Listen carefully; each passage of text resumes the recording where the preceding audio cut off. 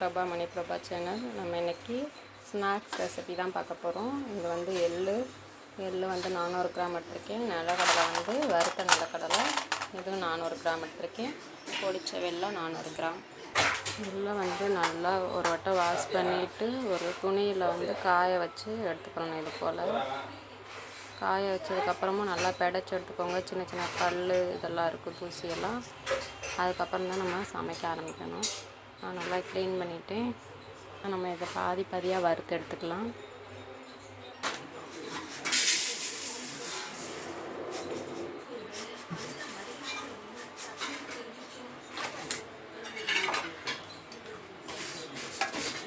நல்லா வறுத்து எடுத்துக்கலாம்.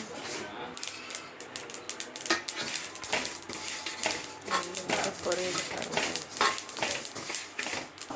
ரெடி ஆகிடுச்சு. இதை ஒரு பிளேட்டில் மாற்றிடலாம், ஆற வச்சிடலாம். அடுத்ததை சேர்த்து வறுத்தெடுத்துக்கலாம். கொஞ்சத்தை போட்டு பொரிச்சு எடுத்துக்கலாம். நிலக்கடலையே தோல் நீக்கி வச்சுருக்கோம். அதில் வந்து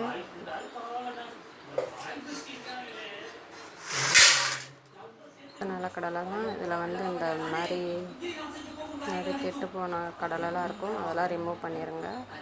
தோல் நீக்கிட்டு அதை வறுத்தெடுத்துக்கலாம்.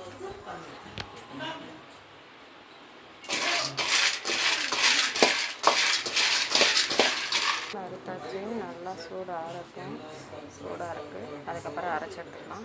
எள்ளு வந்து சூடாக ஆறிடுச்சு. இப்போ நம்ம மிக்ஸி ஜாரில் சேர்த்து கொஞ்சம் கொஞ்சமாக அரைச்சி எடுத்துக்கலாம். ஃபஸ்ட்டு எள்ளை மட்டும் அடிச்சிடலாம்.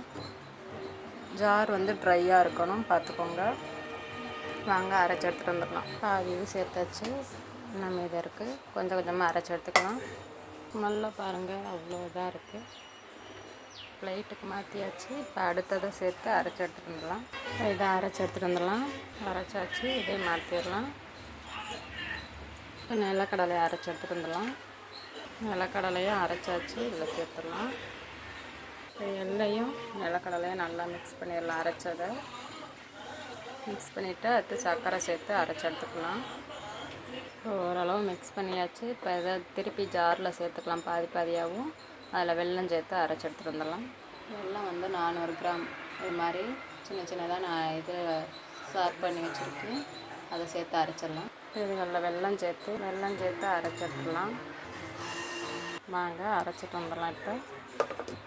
இப்போ வெல்லம் சேர்த்து அரைச்சதை கடாயில் சேர்த்துக்கலாம். இல்லைன்னா ஒரு பாத்திரம் தான், அதில் சேர்த்துக்கோங்க. அடுத்த செட்டை போட்டு எடுத்துக்கலாம். இது மாதிரி நம்ம 3 டைம் செய்ய வேண்டியிருக்கு. சின்ன ஜார் தான், அதனால் பற்ற மாட்டேது. 3 டைமாக செஞ்சுக்கலாம். அடுத்ததுக்கு வெல்லம் சேர்த்துக்கலாம்.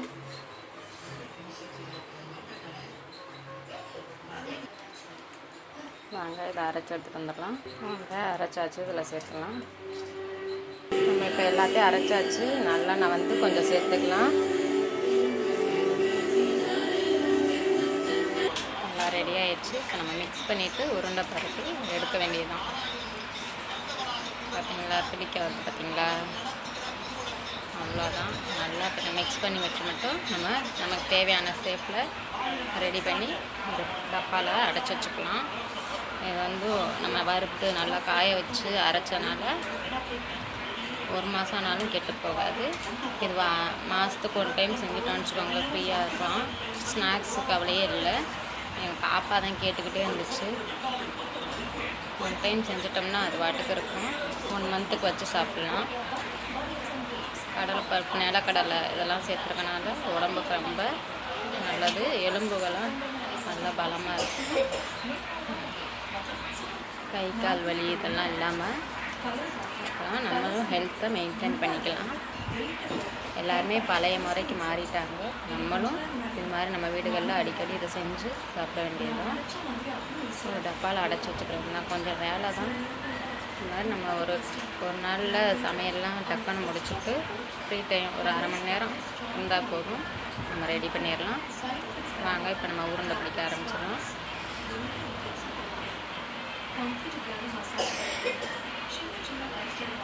ஓகேங்களா, எப்படி பிடிக்க வருங்க.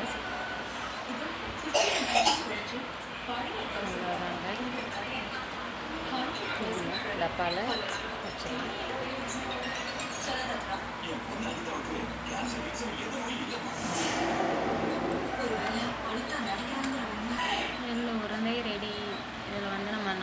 கிராம் செஞ்சுருக்கோம். இது போல் 50 உருண்டைகள் வந்திருக்கு.